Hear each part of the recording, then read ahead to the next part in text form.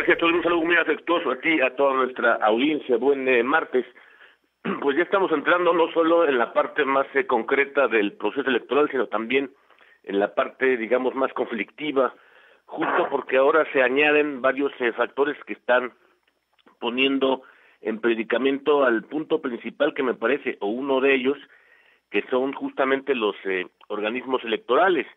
que si lo vemos desde una perspectiva tal como está en México, organizados del orden administrativo, del orden judicial, me refiero a la justicia electoral,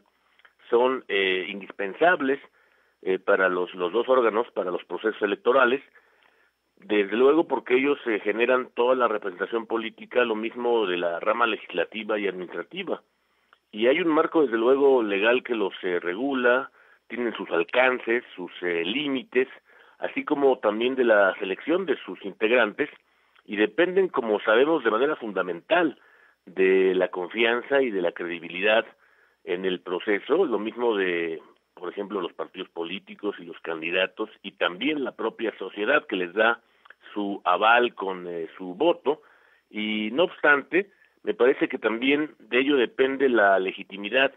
lo mismo de los representantes populares como de los gobernantes, y más aún, por ejemplo, el grado de gobernabilidad, diríamos, en el sistema político, con base en el reconocimiento de que se respetó la voluntad ciudadana en las urnas, y creo que de todo su adecuado funcionamiento depende básicamente también el avance de un país, el avance democrático. Desde luego, si analizamos el funcionamiento de los órganos electorales, podemos detectar deficiencias, potenciar aciertos para su eventual aplicación en las naciones que han enfrentado problemas en sus democracias, en torno al fenómeno de las transiciones políticas, en busca justamente del aliento que les dé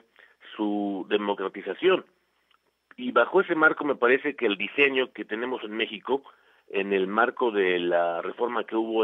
que se consumó el diciembre 31 del año 1994, la Suprema Corte de Justicia de la Nación elige a sus miembros hasta con 2 ternas que buscan construir el consenso en el Senado mexicano, y de no lograrlo procede la designación directa del presidente. El problema más reciente con la designación de Lenia Batres como miembro de la Suprema Corte es que no dispone de la idoneidad para el cargo, al ser una López Obradorista convencida, y me parece también que el presidente hoy mantiene su disciplina para alterar y descomponer el diseño de las instituciones, de lo que da testimonio la presión a ministros a que renuncien y que logren para López Obrador su cometido más relevante, una lealtad absoluta a su proyecto político y no a la Constitución. Por su lado, también hay que preguntarnos si los conflictos más recientes y todos los que hemos visto a lo largo de este sexenio, pero que hoy se han agudizado, no hay duda, en el Tribunal Electoral del Poder Judicial de la Federación y también en el Instituto Nacional Electoral, suman o restan al propio proceso electoral. Hay 5 magistrados que, como sabemos, magistrados electorales de la Sala Superior, que lo defenestraron a la brava, diríamos, al presidente de su propio órgano, de esa Sala Superior, justamente le llamaron no tenerle ya confianza, sin aclarar qué significaba eso, para colocar a la magistrada Mónica Soto. Se trata, además, de la institución garante de la certeza, como sabemos, en las próximas elecciones, y de generar la declaración, nada menos que de presidente electo, y por tanto su desempeño exige confianza y credibilidad, y no polarización como la que hoy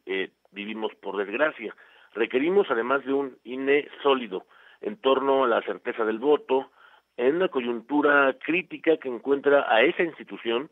sin secretario ejecutivo desde el 3 de abril pasado, que se generó el relevo en la presidencia de ese órgano electoral,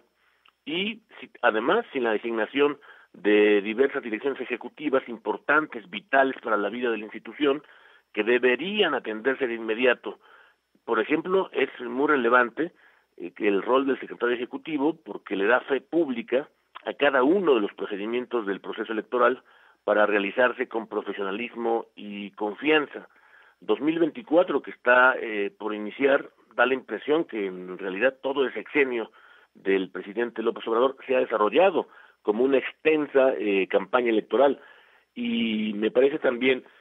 que dada la polarización alentada por el propio presidente, es también indispensable que las autoridades electorales asuman un rol como árbitros. Ellos son árbitros, no competidores en esa elección. Falta aún, desde luego, todo lo que llaman los propios señores estadounidenses el storytelling de las candidaturas, es decir, todo el desarrollo de las campañas y la propia historia que nos contarán las dos señoras que irán hacia la silla del águila, pero en su competencia. Pero me parece que en el ámbito local, con la elección de 9 gobernadores y la mayoría también de las legislaturas locales, hay también una posibilidad o una oportunidad para que le puedan imprimir, diríamos, dinamismo a la campaña por la presidencia. Hay que exigirle, digamos, sin ingenuidad al presidente que respete el artículo 134 de la Constitución y que por tanto no se involucre en la campaña electoral. Es verdad que la violencia y la delincuencia organizada rompen los equilibrios locales cuando surge un nuevo actor victorioso en el rubro electoral. Hay que apuntar también que las encuestas son ejercicios útiles y desde luego están expuestas al proceso electoral, en el que, como sabemos, intervienen muchos factores de poder y también muchas mentiras que se propagan en redes sociales. Hay que ser muy cuidadosos, por tanto, en aquello que como ciudadanos difundimos, y también hay que dar una prioridad, por ejemplo, a las encuestas que tengan una metodología clara. Digamos que nos aguardan elecciones presidenciales en el contexto de una polarización en marcha y los árbitros deben honrar su responsabilidad que implica lograr acuerdos en sus órganos. Son órganos colegiados que deberían tener acuerdos, como ocurre, por cierto, alrededor del mundo. Les corresponde, por tanto, garantizar esa confianza. La imparcialidad en las elecciones es su principal objetivo. Hay que recordarlo, son autoridades y no competidores en un proceso electoral mexicano que está en marcha y que nos recuerda muy bien a ese fantástico profesor australiano, Teodoro, que allá donde muere la democracia es porque hubo sociedades apáticas. Los ciudadanos no debemos ser apáticos.